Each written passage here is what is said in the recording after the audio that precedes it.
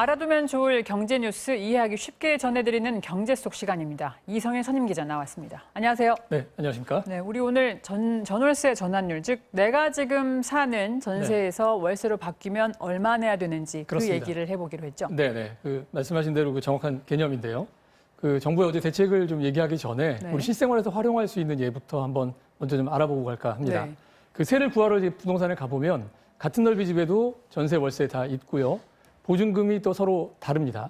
근데 그러면 이제 어떤 게 나한테 유리한지 좀 알기가 어렵잖아요. 그런데 예를 들어서요. 서울의 마포의 한 단지를 보니까요. 보증금이 4억 7천만 원짜리 전세, 그리고 각각 2억 5천만 원, 또 5천만 원짜리 보증금을 가진 월세가 있습니다. 한눈에 어느 것이 싼 물건인지 구별이 잘 안 가는데 오늘 주제인 전월세 전환율을 적용을 해보면 이걸 비교할 수가 있게 됩니다.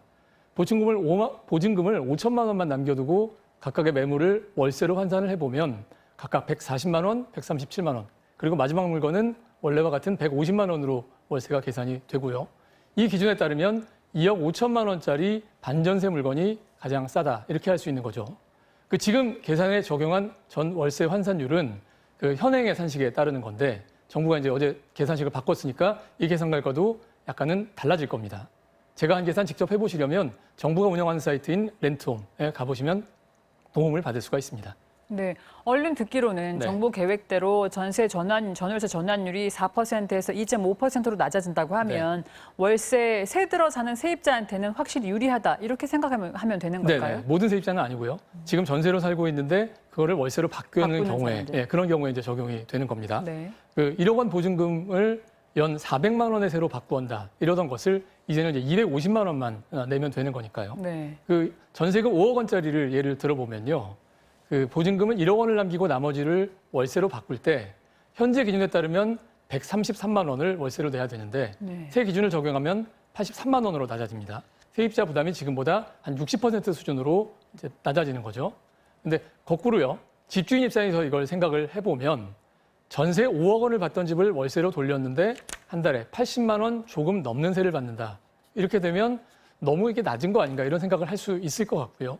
그래서 이 비율을 지키지 않거나 그래서는 안 되겠지만요. 아니면 아예 월세 전환을 하지 않으려 할 가능성이 있어 보입니다.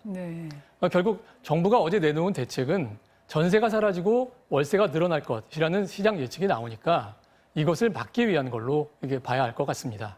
월세로 바꿨을 때 이익을 크게 낮춰서 월세화를 늦추겠다. 한마디로 집주인들은 전세를 월세로 바꿀 생각하지 말라, 이러는 게 어제 대책에 담긴 정부의 메시지라고 할 수 있습니다. 네, 월세화를 늦춰보겠다는 메시지도 있겠지만 사실 전세 규제 올라간다고 임대인들 월세 너무 많이 받을 생각하지 마라, 그런 메시지도 있긴 하겠죠. 그런 거에 이제 포함되어 있는 얘기죠. 그런데 전월세 전환율을 강제하는 규정은 법에 없다면서요? 네, 현재는 이 강제하는 규정이 없고요. 그래서 정부는 만약에 이 법에 정한 전환율을 지키지 않았을 경우에는 나중에라도 이 계약을 무효화하는 방법으로 강제성을 부여하겠다, 이런 계획입니다. 근데 그동안 어땠느냐를 지금 살펴보면요. 지금 같은 방식의 전환율은 2016년에 처음으로 고시를 했는데 그때는 금리가 높아서 한 6.5% 정도였습니다. 그때는 반드시 적용하는 건 아니었고 거래를 할 때 참고해라, 이 정도의 수준이었습니다. 왜 그랬을까? 이 통계를 보면 그 이유를 미뤄서 짐작을 할 수가 있습니다. 이 감정원 통계 지금 나가는데요.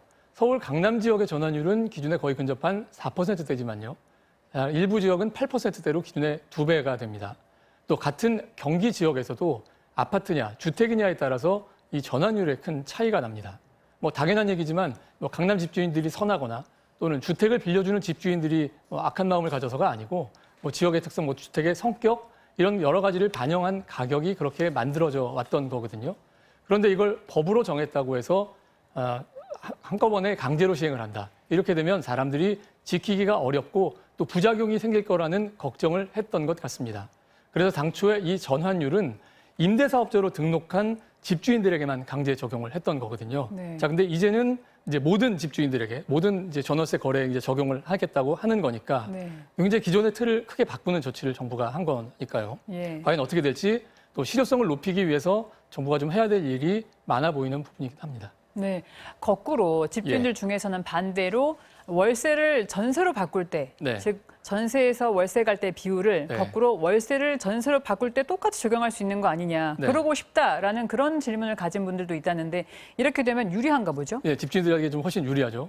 예, 그 실례를 좀 들어서 생각 보면요. 네. 그 집주인들의 경우에는 그 보증금 2천만 원, 또 월세 100만 원인 경우를 전세로 돌릴 경우에 기존 계산으로는 보증금을 3억 2천만 원까지밖에 할 수가 없는데 세 기준으로 따지면 5억 원까지 이걸 올릴 수가 있습니다.